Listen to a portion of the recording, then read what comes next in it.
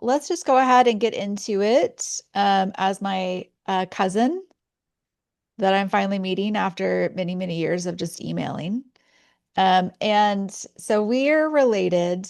My great great grandfather was brother to your great great grandmother. Are we the same generation? Or is that your So great grandmother? she's my second great grandmother. Okay, yes. And the two of them were fairly close in age, and the family started out in Mora, and then after their parents died, they all sort of moved towards Union County. And so their ranches were adjacent to each other. So when you look at, I don't know if you had a chance to go to the Pacheco Ranch.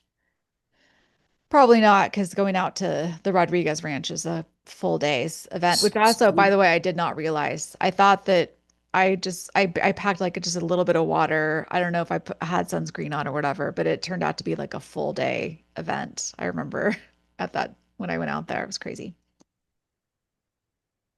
Did he point out the Pacheco Ranch to you, or he might not actually know? he did, and we went there. Oh, okay. So we after we went to what he called Rodriguez, which is Coates, which was actually had a post office at one time. Hmm. We went to I saw some buildings, a home, fairly large home, but there were ranch workers there. It was actively Hmm. occupied by people. I don't know exactly what everyone was doing. And then we drove on a long section of road, um, and he said, we're going to go through the Pacheco Ranch, and he says it's huge. So we Hmm. just drove and drove and drove. We were in his pickup truck, so I had no idea where I was going, but we were seeing the antelope herds, Hmm. running across the horizon, and it's really stunning. And then if you look north from there, you could see Colorado. Yeah, and then the Rodriguez Ranch was so incredible because I feel like we were on a dirt road and then we just sort of drove through someone's field for a really long time, and then we had to get out and just hoof it for another 30 minutes or so. And then you kind of just drop down into this canyon, and their home was on the floor of the canyon. And we were talking, you could still see some of the fruit trees that they had planted down there. I remember he said that his family said that when the house was out there, that the kids could run around out there barefoot, that they removed every single cactus and um, made it just like a smooth, like it's just hard to believe now because it's so wild. But and then there was a spring that ran through there, and you could still see like the still or the I don't know what they called it with the when they would put the food in a net down to keep it cool. If that's they probably didn't call it a refrigerator. Um, but it was just amazing to see it. And then you could see because they had a car back then, and you could see there was like a road kind of that went like up the canyon wall or whatever, but I just can't. It was so hard to imagine taking a car down in there, but or especially like I'm sure the cars back then weren't super reliable. So it's always amazing to me to think about them driving to like Clayton or because it's kind of a rough drive now. Yeah, Um, they did it. yeah. So the your great great grandmother and my great great grandfather, I think were fairly close, and the family stayed close for a long time. I think your great great grandmother raised the sister who was a baby when their parents died. Um, Oh yeah, Maria Los Angeles. yes. Um, and so we've sort of just been in touch for over the years. And so our common then ancestor would be our great great uh grandparents. So yeah, so it was just great the time before. The generation before. So That was Maria Luisa Martinez was our great great grandmother, and then Antonio Maria Pacheco is our great great grandfather. And we know a ton about Antonio Maria Pacheco. He was the territorial legislator. He was a big landowner. He had a huge estate. He was the first sheriff of Rio Arriba County after the US took over, et cetera, et cetera. We know a ton about him, but as usual, for the women in our lines, we really didn't know anything about Maria Luisa Martinez. She's always been a mystery. She was a huge big brick wall for years for us. She was Antonio Maria Pacheco's third wife. And when they got married, she was 15 and he was 48. So pretty typical third marriage in this culture and this at that time period. His previous two wives had died. He had, I think by that point, he had like 15 children by his first two wives. And then for his third wife, he obviously went, needed to remarry. He still, I believe, did he still have kids at home? Actually, I would have to check that. Um, and married her at 15, and then they had another round of children. And so we are descended from that line, the third line. And so she's always been a bit of a mystery. It is interesting though. We've always had Louises in our family. All of our lines have Louises. I have her, my Aunt Louise, is named after her, presumably. And that was the confirmation name that I chose was Louise. Um, so she's definitely, as a lot of our grandmothers are in our lines, like a very prominent figure, but we just knew nothing about her. And we had always, at least in the speculation that I had done, or when I talked to, genealogists about her, whatever, is that she was probably or possibly a criada. Criada, I don't know if I'm saying that correctly. And that's why we couldn't find anything about her. She we've had some of the top New Mexico genealogists looking for her for years, and they couldn't find her. And so it's possible she went by a lot of different last names. In the records, she went by like four or five different names, and just weren't able to locate her. So we had just sort of written it off as like this will always be a mystery. We're never going to find her. She might have just been like an indigenous ancestor that we just will get lost in the records as so many of them do. And then years later, this December, our cousin pops up and found her in the records and found her baptismal record. Or did you find the marriage record first or and then the baptismal? Um, Now I don't entirely remember what order I did find them in, but I think that when I'm looking back on what I sent to Robin, is that I found a christening record and a marriage record for Maria Luisa Martinez Sena. So I think that means I found the christening first and then the marriage, but I think we had a christening record for her. I'm not I don't sure. I don't think we did. We've No. literally never had anything on her. Oh, okay. So this was like breaking news. I remember Robin called. Well, she texted first and said, "Call me immediately." So I remember calling her and she said, "You'll never believe it that he's found her." So can you explain sort of like how, because she wasn't in that we knew she was listed in the records, like the census records or whatever, or her children's baptismal records as being from Santa Fe. But they weren't able to locate her in any of the Santa Fe books and looked lots of elsewhere or whatever. So what was the process where you actually ended up finding her? Well, over the years, I've learned that FamilySearch.org has film rolls online, and some of them are searchable, some of them are indexed, some of them are not. For whatever reason, Santa Fe has never been searchable. Um, and when I say searchable, I mean you can type in some information about the person you're trying to find, and it will bring you to a record of somebody who's extracted that information matching that person.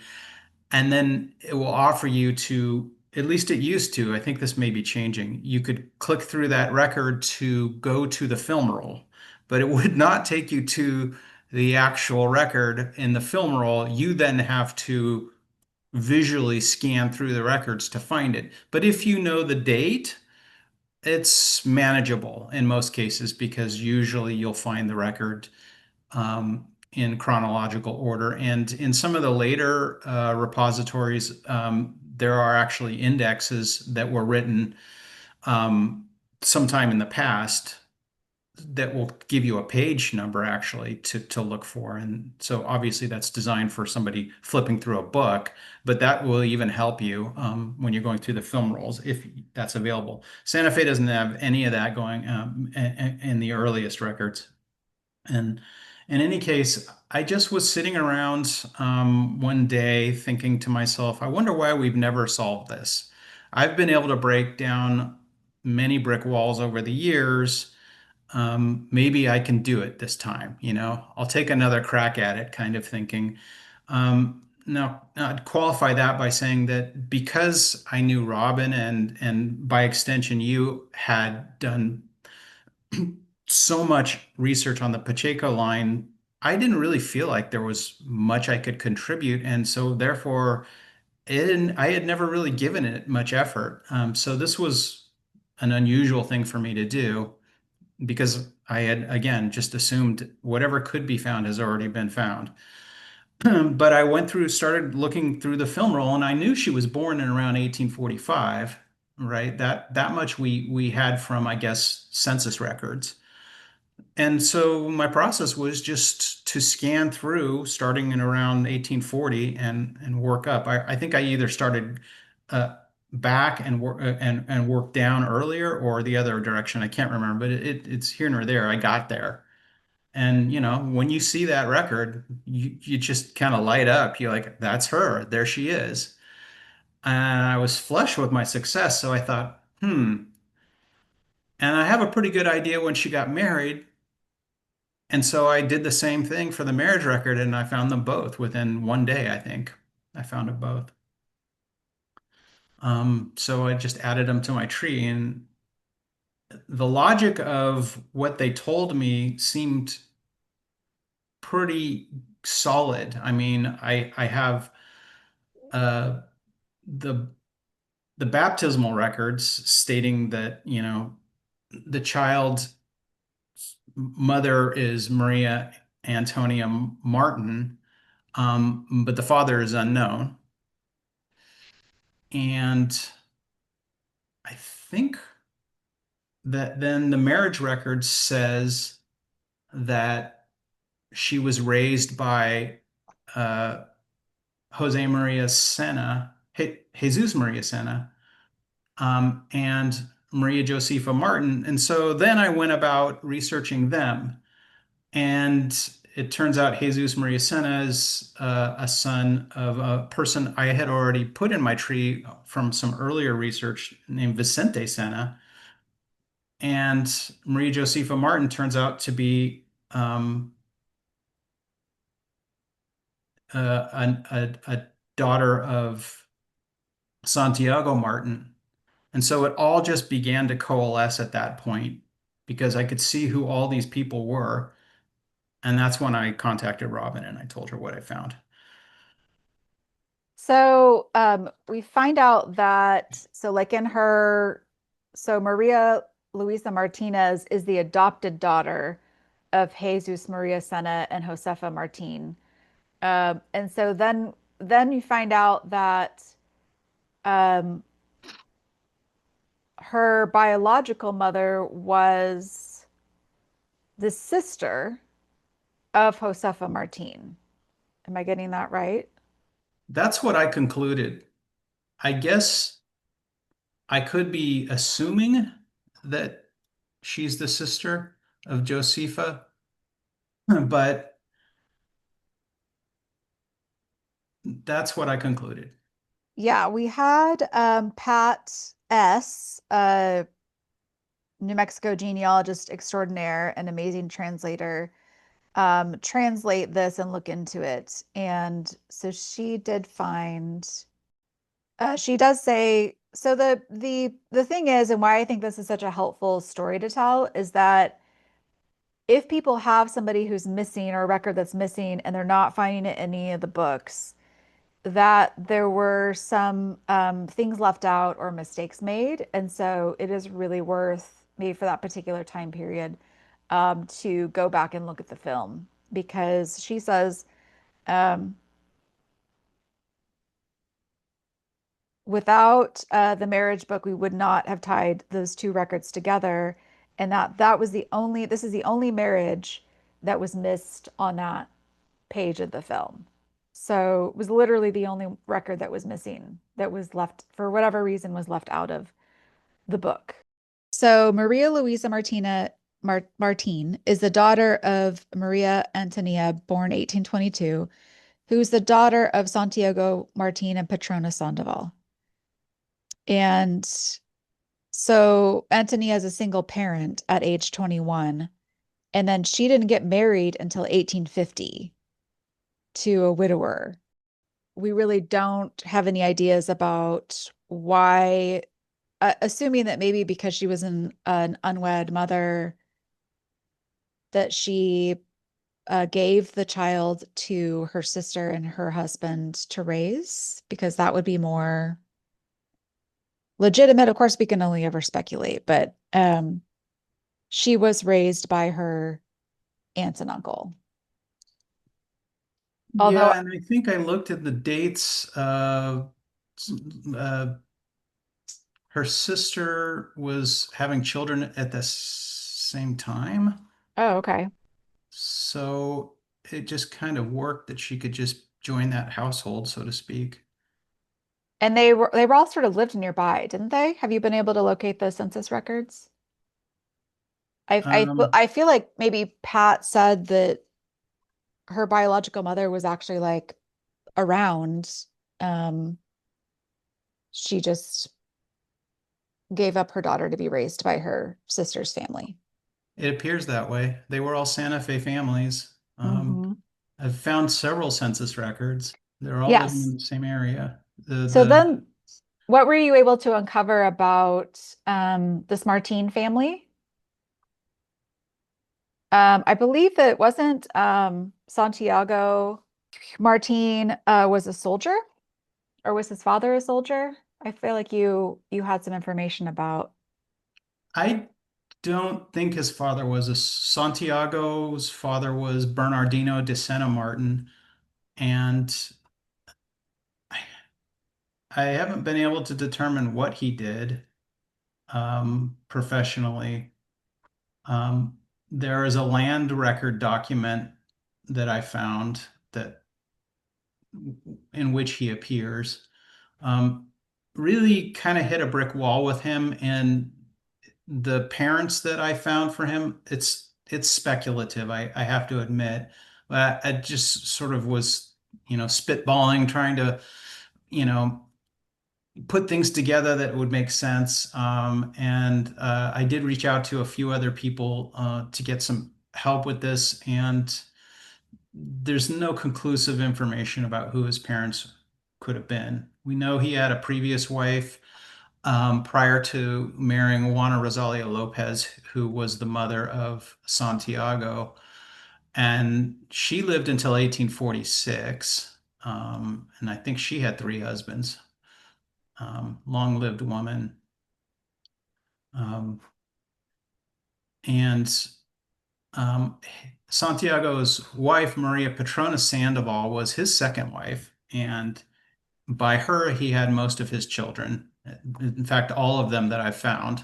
I don't know that he had any children with his other two wives, but that could change.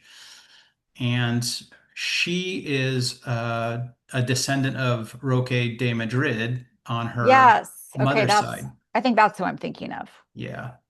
Um, so on the Madrid side, yeah, soldiers, definitely. Okay. generationally, like three, four of them, something like that. Wow. Going back to Roque de Madrid, I think they were just all soldiers. Okay. And when Pat took a look at it, she said she felt that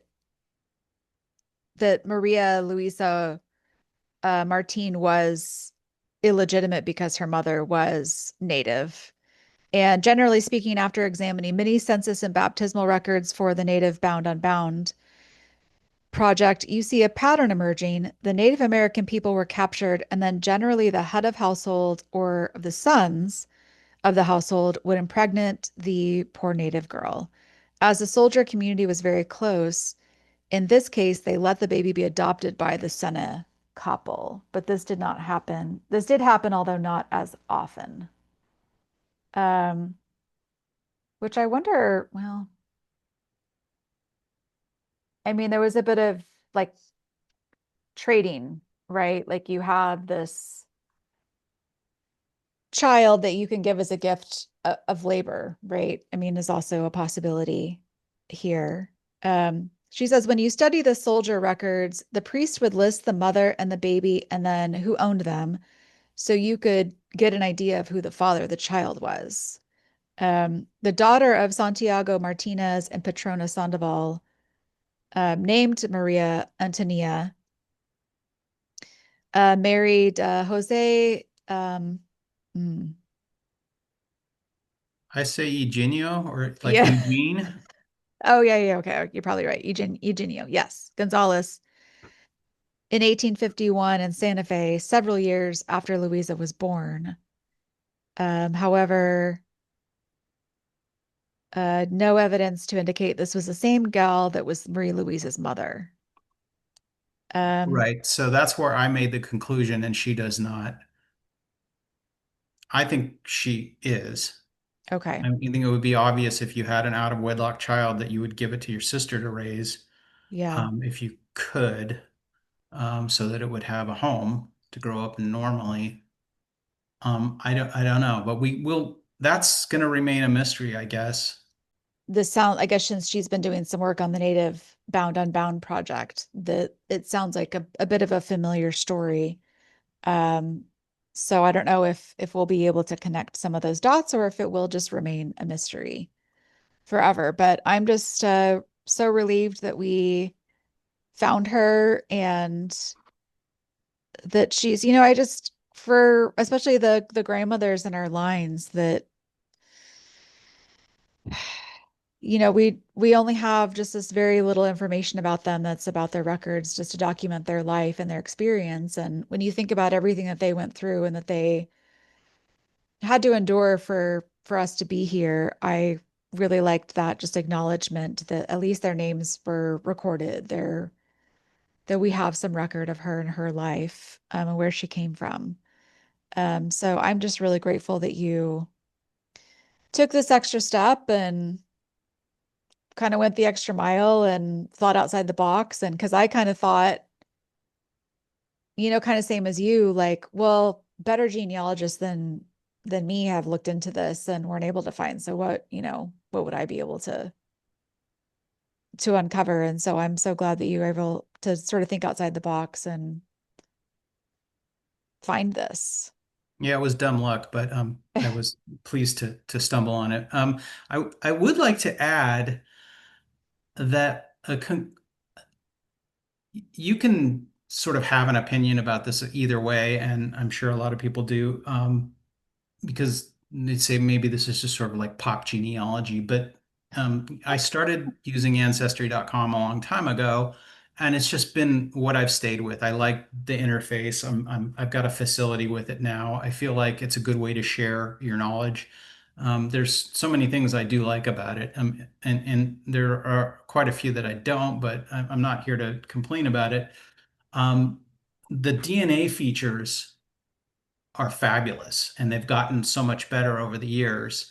And I am a huge fan of the through lines feature in their DNA um, module. So if you're not familiar, you click through to DNA in ancestry.com, and then there's a through line selection. And you can go find people who are in your tree in through lines and click on them, and it will show you other people's trees who are related to you. So it correlates people whose DNA results match yours Mm. with their family trees, and it aggregates all these so that you can actually see what other people don't even yet see. For example, it showed me that through Maria Antonia Martin and going down through her husband Eugenio, they had a daughter named Catalina, and there are all kinds of ancestors to Catalina that I'm matching. It's pretty substantial. Right? And there's no reason for me to be related to those people through any other place in my family tree that I can see. I and I don't know about, your family specifically, but mine is mostly in northern New Mexico, not a Mhm. Santa Fe family at all. And so Maria Luisa, for me, for many years, was kind of an odd duck because she came from Santa Fe, and I didn't have Santa Fe roots. Um, so I think the through lines information does correlate the idea that um, Maria Antonia Martin is actually the mother of Luisa, um, and that her parents, Santiago and Petrona Sandoval, are my fifth great grandparents, right? So I can go to Santiago and Petrona in my tree, and I can see many, many genetic matches. That wouldn't be the Okay. case if we're not related. Yeah, that's also helpful because I believe that Pat said that there were like three Petronas Sandovals alone in Santa Fe. And so I think she was having a little bit of like wanting to have a way to verify that this was the correct Petronas Sandoval, for example. So that DNA is really like the clincher. So that's awesome to know that that is a way to that extra tool to sort of like give that extra confirmation.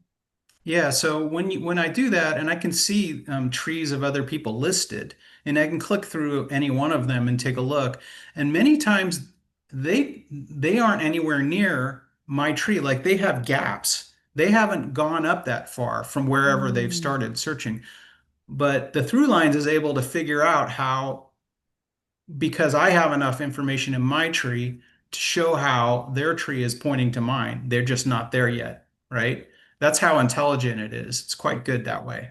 Yeah, So that's I could go to amazing. those people and say, hey, I can help you with your genealogy because I know the other end. I know where you're going because I'm working down, you're working up, kind of thing, Mm-hmm. or the other way around. Depends on what your orientation is. Yeah, that's good to know because I do need to use DNA to kind of tackle some of my mysteries. And I for whatever reason, the whole DNA thing just does not compute in my brain. And so that's really good to know that that might be a tool. Also, and I was telling you I haven't found my sister's birth father, but that he's clearly from our Hispano culture, and she used Ancestry, I believe. So I need to dig in and look at her, log in as her, and look at her records to see if I can figure out how he's connected, unrelated. Um, Yeah, I'm a strong believer in the DNA evidence because I found my grandfather that way. My mother never knew him, didn't know who he was really. And um, through my own DNA and all the people that I was matching with, I researched for about 5 years and I tracked him down. He's passed away, but I found a half sister that my mother never knew about, and I met her and I DNA tested her. wow. She took a DNA test and it's conclusive. I mean, she's my aunt. Um, so I'm very confident in the technology. It works really well.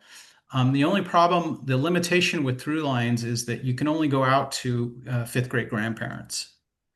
So, if you wanted to see everybody sort of branching out beneath, that person, you can, but you can't go out another generation.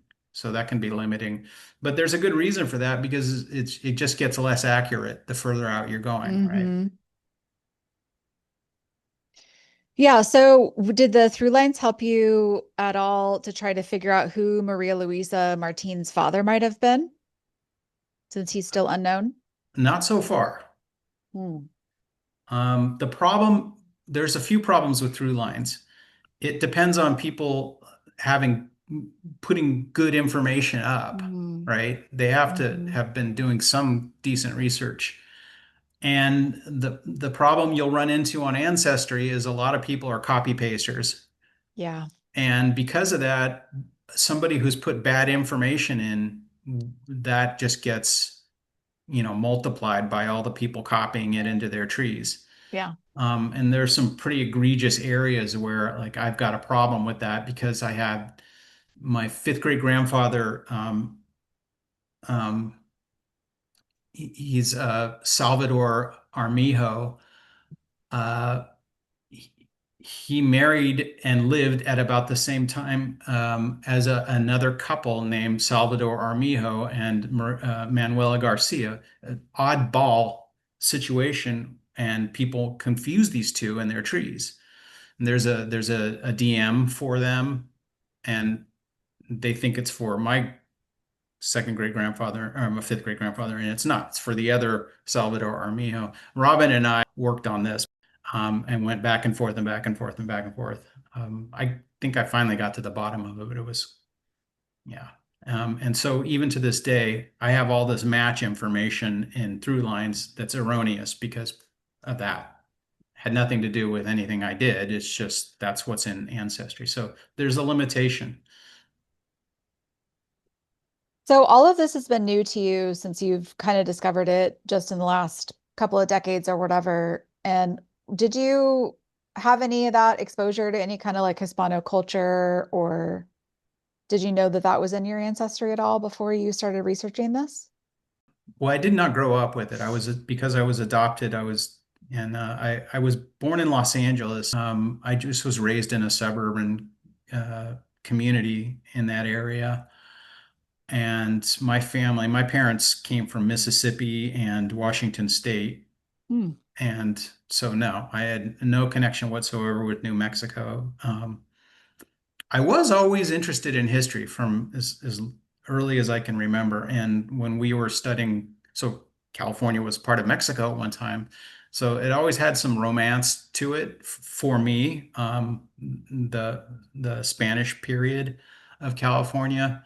Um, so, when I did find out that I had this New Mexico connection, it was pretty interesting to me. And then in 2000, I took my wife on vacation and we went to Santa Fe Hmm. for the first time. And, I saw the Palace of the Governors and we went on the tour and it was just fabulous. It's just outstanding. But for a long time, it was just latent. I think I knew that. I discovered that my mother was from New Mexico. Well, she wasn't from New Mexico, my grandmother, in about, let me see, 1990.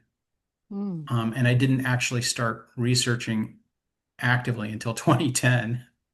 What do you feel like that's added to this? What has this meant to you to discover this new ancestry and culture and all these people that you've found over the last couple of years? Um, well, it's been very gratifying to meet the members of my clan, if you will, various members, cousins, and so forth, um, and understand what they know about themselves and what they think of their family, and learn, really the history. Um, and I'm very, they turn out to be great people. It's very enriching to sort of have this other family, although they'll never really be my family, so to speak, because I didn't, I wasn't raised by them. but they've been very welcoming, mostly with the exception of my mother and my grandmother. Mm. It's just the oddest thing. Um, and it's been educational. I would never have had the appreciation for the New Mexico culture and history that I've developed through this process. And really, understanding, when I think about why is it that I like history, I think it's really that I like to understand how people lived when they weren't surrounded by this apparatus of modernism that we have. All the Hmm. conveniences, flip a switch, turn on a light, turn a faucet and get water. They didn't have those things, Hmm. right?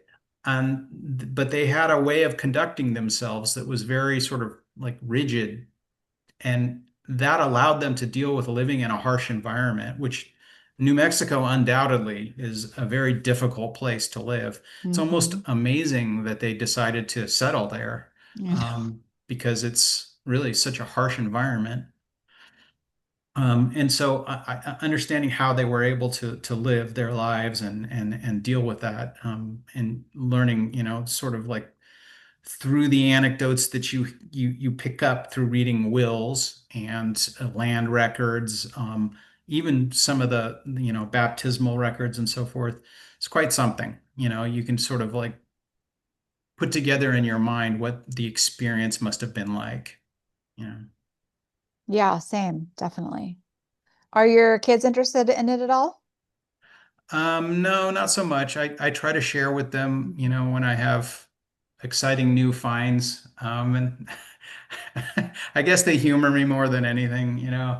My oldest daughter was interested for a while, and she can log into my tree, but she doesn't do that anymore. I really wanted them to have a connection, so I was, glad that at least my younger daughter got to meet my grand aunt. But because my mother has never decided she does not want to be part of my meet my family, that's just not gonna transpire. But they know about it, and I'm not gonna let them forget where they came from, so to speak. Yeah, and I just feel like, especially for you think about younger people learning about their conception of what America is and how it was formed and how we got here and all of that. Like I just feel like it adds so many different layers to what they've probably learned, and then informs their conception of what it means to be American and what our how our ancestors were here for so long before, and that maybe wasn't included in whatever history they learned, and that it's important that they know their stories and that they know where they came That's a from. really good point you make, because I really felt like when I started using Ancestry, a light bulb just went off in my head, because I knew I'd always loved history. I used to read history books like just for, fun, I guess, Hmm. the pastime. And then I realized my family is part of that history. They're Hmm. in there. And now I can go back through people that I'm related to, and I can see the history from that angle. And that was just never really realized like that would be possible, because my family just was never really interested in history as I was raised. They just didn't talk about it, and as I think my experience is very similar to yours. We were very connected to my mother's family, and I'm talking about my adopted family here now. I should, because obviously not my natural family. And my adopted father's family were, much, we saw them much less frequently.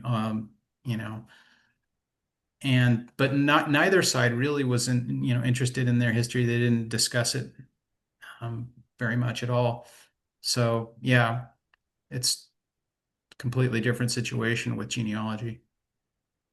And now my Yep. my adopted mother is become much more interested in her own family history because of what I've done. So that's Hmm. nice. Oh, that is nice. Yeah, when her mother passed away, when I was a teenager. No, I'm sorry, when I was in my 20s, and she inherited a 200-year-old Bible, Oh, wow. which is a great source of, because in the old days people would just write all kinds of things in the Bibles. That was like sort of where you stored information, Hmm. you know. Well, this has been awesome. just so happy that you did this extra work and broke down this brick wall for us, and that we finally know who a little bit about who Maria Luisa Martinez was after all these years of, remember, like, it's got to be like almost 15 years ago or so now that Robin and I were in the Albuquerque genealogy library, and we found her death record. And, I gasped and tried to whisper yell across the library to her, that we found her. Because any little detail about her just was really special. She's been had a special place in my heart. Just thinking about, I read this book last summer called The Hacienda, I think. And it's a bit of a it's historical fiction, and it's a little got some supernatural or magical realism in it. But it's about a young woman who marries a widower, and she's very young, and so he's has this whole hacienda and this estate, and staff and family and this whole thing or whatever. And it made me think about Maria Luisa, what that would have been like for her as a 15-year-old to come into his world. We know from his probate records that he had extensive land properties, that his estate was like worth over $4 million in today's money. And what was that like for her to step into that as the matron of the household, and maybe commanding staff, servants, or and then, dealing with his children from his previous marriages, and I like just everything that she must have been through, like what her experience was. It's just I hated that we didn't know who she was or where she came from. And so I'm very grateful that you found this. Well, thank you so much for inviting me to participate in your podcast. I think it's a wonderful thing you're doing. And I would just add for this discussion that the discoveries aren't over. Right. And I think that through the children of Maria Luisa's sister, at least named half sister Catalina, Mm, and there may be other children of Eugenio and Maria Antonia that are not discovered. But through their descendants, we may learn actually the story of who the father is. hmm. It's possible. I Yeah. wouldn't write it off because there are lines of descent that lead to people who are living today, and they may know.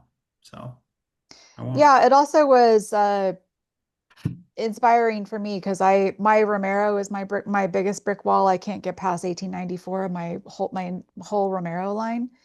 And and I've, obviously been trying for years, and I've enlisted help and everything. And um, it could be that 5 years or 10 years or whatever, suddenly something breaks wide open. So I think that's a good reminder as well for beleaguered genealogists out there that, these things can be discovered. Sometimes it just takes time, or someone to think outside the box, or just have a moment to think of like, oh, have I tried this? Or maybe I should just take a crack at this, or oh, what about this place or whatever. So, Yeah, and one of the great things about genealogy is the longer you do it, the better you get at it. And especially when you're staying with a certain area like New Mexico, you really get a feel for what to expect. And that helps you focus in on the places that you should be looking. yeah. Okay, well, thank you so much. Really appreciate you taking the time to do all of this. It's been my pleasure. Thanks for listening to Luminaria. You can reach me at luminariapod@gmail.com.